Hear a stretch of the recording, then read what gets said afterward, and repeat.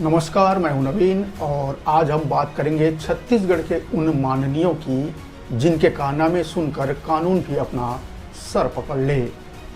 कहीं मुक्का चल रहा है तो कहीं गाली गलौज, तो कहीं साहब का गबन का खेल, तो कहीं कहीं भाई साहब का शोषण। जनता सोच रही है कि ये नेताजी लोग उनकी सेवा करेंगे, लेकिन यहाँ तो नेताजी सेवा लेने में लगे हुए हैं। आज बात इसी मुद्दे पर कि छत्तीसगढ़ की राजनीति में सेवा या फिर गुंडागर्दी का बोलबाला। तो सबसे पहले चलिए सरगुजा के दरिमा ले चलते हैं, जहां साउथ इंडियन फिल्म का एक्शन सीन देखने को मिला। सरगुजा में तो असली सिंघम वाला ड्रामा हो गया। बस फर्क इतना था कि यहाँ विलेन ने नहीं बल्कि एक नेताजी ने पटवारी को फ्लाइंग किक दे दी। मिलिए भाजपा एसटी मोर्चा के मंडल अध्यक्ष जितेंद्र कुजूर जी से। इन्होंने पटवारी साहब को पेन की जगह पंच मार दिया। वीडियो वायरल हुआ तो अब हवालात की हवा खा रहे हैं। नेताजी यानी जितेंद्र कुजूर बड़े टसन में पटवारी साहब के दफ्तर में एंट्री मारते हैं। उन्हें चाहिए था आरआई मैडम का मोबाइल नंबर। पटवारी साहब ने बस बड़ी शराफत से दीवार की तरफ इशारा करते हुए कहा कि साहब, नंबर तो दीवार पर लिखा है, आप खुद ही मिला लीजिए। बस इतनी सी बात और नेताजी का ईगो हो गया हर्ट। उन्हें लगा, अरे मैं इतना बड़ा आदमी और खुद नंबर डायल करूं, मेरी उंगलियों में दर्द नहीं हो जाएगा। फिर क्या था, नेताजी बन गए खली। उन्होंने पटवारी को लात घूंसों से पीटना शुरू कर दिया। बीच में जब ऑपरेटर भाई साहब सुलह कराने आए तो नेताजी ने उन्हें भी प्रसाद दे दिया। पटवारी साहब अपनी जान बचाकर भागे तो पीछे पीछे नेताजी डंडा लेकर पहुंच गए। जब इसका वीडियो वायरल हुआ और बात सरगुजा कलेक्टर तक पहुंची तो मामला बेहद गर्म आ गया। कलेक्टर साहब ने सीधे आदेश दिए कि अंदर करो इसे, और फिर देर रात पुलिस पहुंची और नेताजी को उठा कर ले गई और सलाखों के पीछे डाल दिया। अभी इसकी चर्चा थमी ही नहीं थी कि सुकमा के कुंटा से भाजपा के नेताजी पवन कुमार सिद्धू का भी ऑडियो वीडियो धमाका मचाने लगा। तहसील ऑफिस में महिला कर्मचारी से ऐसी बदतमीजी की कि सुनने वाले के कान भी लाल हो जाए। क्या यही युवा जोश दिखाने का तरीका है? अब बात जरा विपक्ष की भी कर लें, क्योंकि हमाम में सभी नंगे हैं। छत्तीसगढ़ के कवर्धा से एक ऐसा मामला सामने आया है जिसे सुनकर आप भी कहेंगे ये तो बैंड बाजा और हवालात वाली बात हो गई। यहाँ एक नेताजी अपनी शादी के तैयारियों में इतने मशगूल थे कि उन्हें अंदाजा भी नहीं था कि सेहरा सजने से पहले उनके हाथों में हथकड़ियाँ सजने वाली है। कांग्रेस नेता और किसान कांग्रेस के जिला अध्यक्ष रवि चंद्रवंशी इन दिनों बेहद खुश थे कि घर में शहनाइयाँ बजने वाली है। 7 मई को बारात निकलने वाली थी और नेताजी खुद अपने करीबियों को शादी के कार्ड बांट रहे थे। लेकिन जैसे ही वे रायपुर पहुंचे, पुलिस ने उन्हें सरप्राइज गिफ्ट दे दिया और सीधे थाना ले आई। कवर्धा में किसान कांग्रेस के जिला अध्यक्ष रवि चंद्रवंशी पर यौन शोषण के गंभीर आरोप लगे हैं। रायपुर से गिरफ्तारी हुई है। किसानों की समस्या सुलझाने वाले अब खुद पुलिस के सवालों के जाल में उलझे हुए हैं। पुलिस ने मामले की गंभीरता को देखते हुए फौरन एक्शन लिया। जिस पर नेताजी को 7 मई को घोड़ी चढ़ना था, उन्हें अब कोर्ट और जेल के चक्कर काटने पड़ रहे हैं। दोस्ती और वफादारी महंगी पड़ गई रायपुर के बिरगांव में। जी हाँ, बिरगांव में एक ऐसा पार्षद जी ने अपने दोस्त ड्राइवर की मदद की कि सीधे वह मदद उन्हें सलाखों के पीछे पहुंचा दी।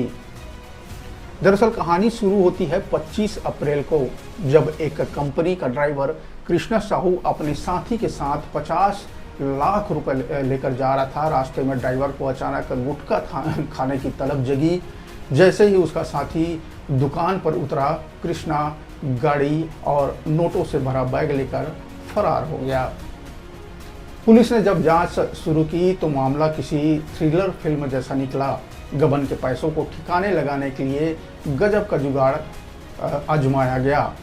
किसी ने पैसे नाली में गाड़ दिए, किसी ने झोपड़ी के खपरेल के नीचे छुपाए और मुख्य आरोपी ड्राइवर ने अपनी वफादारी दिखाते हुए बड़ा हिस्सा कांग्रेसी पार्षद ओम प्रकाश साहू को सौंप दिया। दोस्त की काली कमाई को पनाह देना पार्षद जी को भारी पड़ गया। जैसे ही पुलिस ने उन्हें धर दबोचा, राजनीति के गलियारों में भी खलबली मच गई। रायपुर जिला ग्रामीण कांग्रेस ने एक्शन लेते हुए पार्षद ओम प्रकाश साहू को निलंबित कर दिया है। अब एक विशेष कमेटी इस बात की गहराई से जांच करेगी कि आखिर नेताजी की इस खेल में कितनी संलिप्तता थी। जब पैसा गबन का हो तो उसे नाली में छुपाएं या पार्षद के घर में कानून के हाथ वहां तक पहुंच ही जाते हैं। ऐसा ही एक युवा नेता का ताज़ा मामला संस्कारधानी, जिसे राजनांदगांव कहा जाता है, वहां से भी आया है। यह दिग्विजय कॉलेज की कैंटीन में भाजपा जनता युवा मोर्चा नेता आशीष सोरी ने तो हद ही कर दी।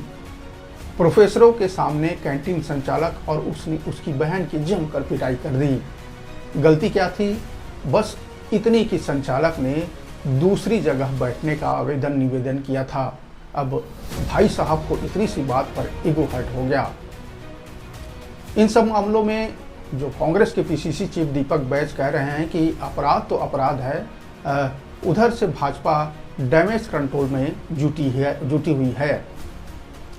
लेकिन असल सवाल यह है कि क्या इन राजनीतिक पार्टियों के पास कैरेक्टर सर्टिफिकेट चेक करने वाली कोई मशीन नहीं है? इधर छत्तीसगढ़ भाजपा में इस समय संगठन की नियुक्तियों को लेकर भी घमासान मचा हुआ है। मामला फिर वही दागी नेताओं की नियुक्तियों से जुड़ा हुआ है। सबसे ज़्यादा ड्रामा भिलाई में देखने को मिला, जहां भारतीय जनता युवा मोर्चा की लिस्ट जारी होते ही बवंडर मच गया। जैसे ही भाजपा ने जिलों की कार्यकारिणी सूची जारी की, जश्न के बजाय विरोध और इस्तीफों का दौर शुरू हो गया। आलम यह है कि जो संगठन अनुशासन के लिए जाना जाता है, वहां अब नियुक्तियों को लेकर खींचतान सड़कों पर आ गई है।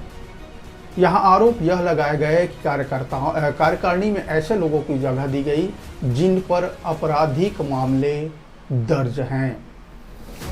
जिलाध्यक्ष सौरभ जायसवाल ने जैसे ही 13 मंडलों की लिस्ट जारी की, महज 24 घंटे के अंदर 10 मंडल अध्यक्षों ने इसे खारिज कर दिया और अपनी खुद की समानांतर सूची जारी कर दी।